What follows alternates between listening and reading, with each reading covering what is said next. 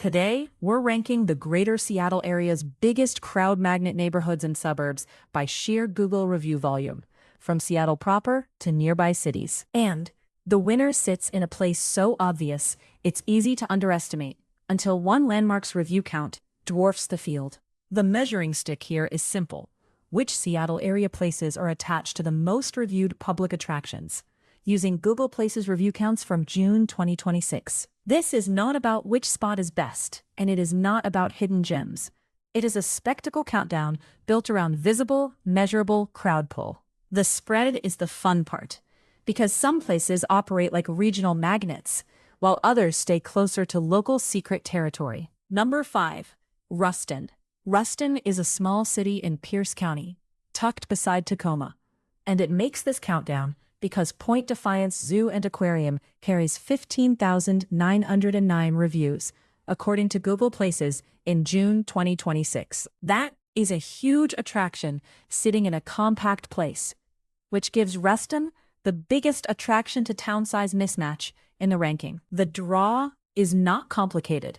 Zoo, aquarium, park energy, and a destination that calls people from well beyond the immediate neighborhood. For sheer review gravity, Ruston punches far above its footprint. Number 4. Puyallup. Puyallup, in Pierce County, brings a different kind of crowd magnet, the Washington State Fair Event Center, with 16,473 reviews, according to Google Places in June 2026. That review count reflects a place built around large gatherings, seasonal events, food stands, exhibits, concerts, and fairground traditions. Puyallup's name is closely tied to the fair, and that single venue gives it a regional profile that goes beyond everyday errands or a typical downtown stroll. In a ranking based on sheer public interaction, the fairgrounds do heavy lifting. Number 3. Tukwila. Located immediately south of Seattle, in King County, Tukwila lands here because Westfield Southcenter posts 25,349 reviews, according to Google Places in June 2026. That is mall-scale gravity. Shopping, restaurants, errands, entertainment, and visitors moving through from across South King County and beyond. The contrast is sharp, because Southcenter has 74 times the review count of Edgewood's busiest spot, a brewpub with 341 reviews, according to Google Places in June 2026. Tukwila is the point where this countdown clearly shifts from local popularity to true regional draw. Number 2. Lower Queen Anne.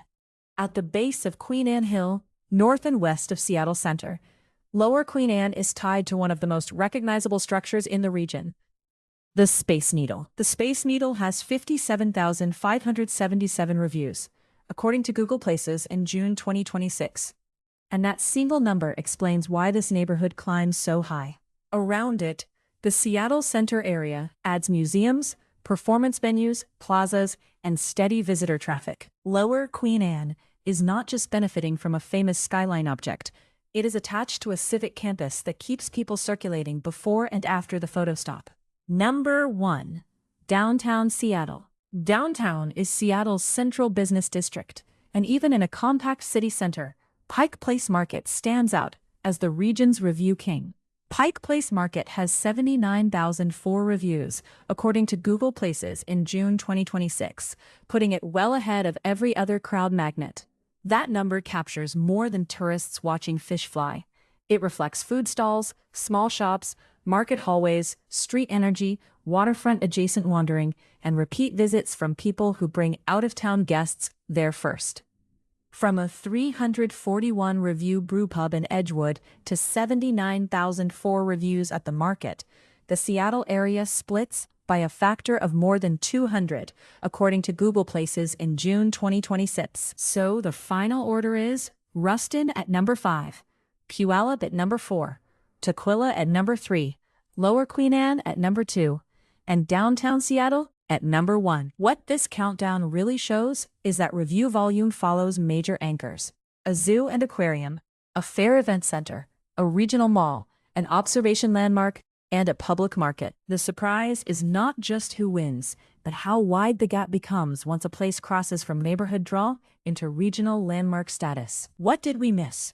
Which Seattle area neighborhood, suburb, venue, or specific spot would have made your top 5?